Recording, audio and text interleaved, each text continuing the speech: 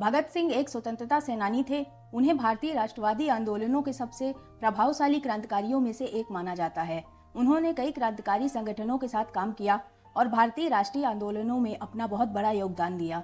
लगभग 23 साल की उम्र में भगत सिंह और उनके दो साथियों सुखदेव व राजगुरु को ब्रिटिश सरकार ने फांसी पर चढ़ा दिया था। भगत सिंह क्रांतिकारी देशभक्त ही नहीं बल्कि एक लेखक भी थे। उन्होंने अकाली कीर्ति 2 अखबारों का संपादन भी किया। 23 वर्ष की उम्र में ही उन्हें हिंदी, उर्दू, पंजाबी, इंग्लिश और बांग्ला भाषाएं आती थी। भगत सिंह का जन्म 27 सितंबर 1907 को लायलपुर जिले के बंगा गांव में हुआ था, जो अब पाकिस्तान में है। उनके जन्म के समय उनके पिता किशन सिंह, चाचा अजीत और स्वर्ण सिंह जेल में थे। उन्हें 1906 में अंग्रेजों के खिलाफ प्रदर्शन करने के कारण जेल में डाल दिया गया था और उनकी माता का नाम विद्यावती था। भगत सिंह एक सिख परिवार से थे। उनका परिवार करतार सिंह द्वारा संचालित गदर पार्टी का समर्थक था, इसलिए बचपन से ही भगत सिंह के दिल में देशभक्ति की भावना उत्पन्न हो गई। भगत सिंह करतार सिंह और लाला लाजपत राय से अत्यधिक प्रभावित थे।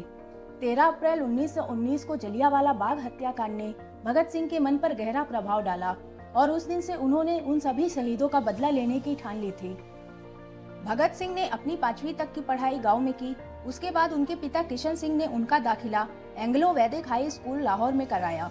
भगत सिंह ने लाहौर के नेशनल कॉलेज से बीए की पढ़ाई छोड़कर 1920 में महात्मा गांधी द्वारा चलाए जा रहे अहिंसा आंदोलन में भाग लिया, जिसमें गांधी जी विदेशी सामानों का बहिष्कार कर रहे थे। इसलिए 14 साल की उम्र में ही भगत सिंह ने सरकारी स्कूलों की किताबें और कपड़े जला दिए थे। भगत सिंह पहले महात्मा गांधी द्वारा चलाए जा रहे आंदोलनों और भारतीय नेशनल कांग्रेस के सदस्य थे। 1921 में चौरी चौरा हत्याकांड के बाद जब गांधी जी ने किसानों का साथ नहीं दिया तो भगत सिंह पर इसका गहरा प्रभाव पड़ा। दरअसल चौरी चौरा उत्तर प्रदेश गोरखपुर जिले में एक कस्बा है, जहां 4 फरवरी 1922 को किसानों की एक बड़ी भीड़ ने पुलिस स्टेशन में आग लगा दी थी, जिसमें 22 पुलिसकर्मी समेत 3 नागरिकों की मौत हो गई थी। इसी घटना के बाद गांधी जी ने असहयोग आंदोलन को बंद कर दिया था, क्योंकि गांधी जी हिंसा के खिलाफ थे।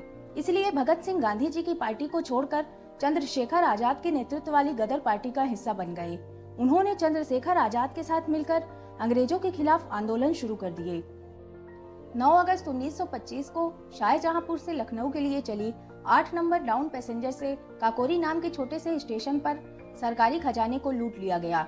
इस घटना को भगत सिंह, रामप्रसाद बिस्मिल और चंद्रशेखर आजाद ने मिलकर अंजाम दिया था। इस घटना को काकोरी कांड के नाम से भी जाना जाता है।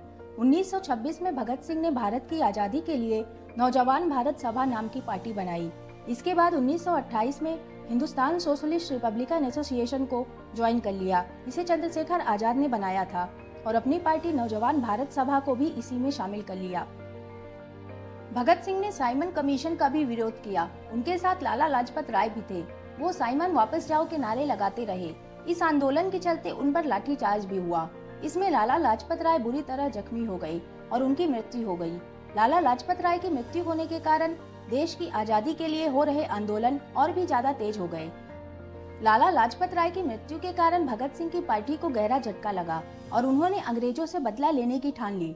उन्होंने सुखदेव के साथ मिलकर लाला लाजपत राय की मौत का बदला लेने की योजना बनाई और लाहौर के पुलिस अधीक्षक जेम्स कॉट को मारने का प्लान बनाया, पर वो कॉट को पहचान नहीं पाए और उन्होंने गलती से असिस्टेंट पुलिस अधीक्षक को गोली मार दी। पुलिस से बचने के लिए भगत सिंह ने अपनी दाढ़ी और बाल कटवा दिए ताकि उन्हें कोई पहचान न सके और वो लाहौर से भागकर कलकत्ता आ गए और फिर उन्होंने कुछ बड़ा करने का सोचा। 8 अप्रैल 1929 को भगत सिंह ने बटुकेश्वर दत्त के साथ मिलकर ब्रिटिश सरकार की सेंट्रल असेंबली में बम फेंके और इंकलाब जिंदाबाद के नारे लगाते रहे। इसलिए भगत सिंह और उनके साथियों पर मुकदमा चला। भगत सिंह और उनके साथियों को 7 अक्टूबर 1930 को फांसी की सजा सुनाई गई। जेल में भगत सिंह करीब 2 साल रहे। इस दौरान वो अपने क्रांतिकारी विचारों को अपने लेखों में लिखकर व्यक्त करते रहे। उन्होंने जेल में एक बुक भी लिखी, मैं नास्तिक क्यों हूँ। जेल में भगत सिंह और उनके साथियों ने 64 दिनों तक भूख हड़ताल भी की। 23 मार्च 1931 को भगत सिंह और उनके 2 साथियों राजगुरु और सुखदेव को फांसी दे दी गई। फांसी पर जाने से पहले भगत सिंह लेनिन की जीवनी पढ़ रहे थे और जब उनसे आखिरी इच्छा पूछी गई तो उन्होंने कहा कि उन्हें यह जीवनी पूरी पढ़ने का समय दिया जाए।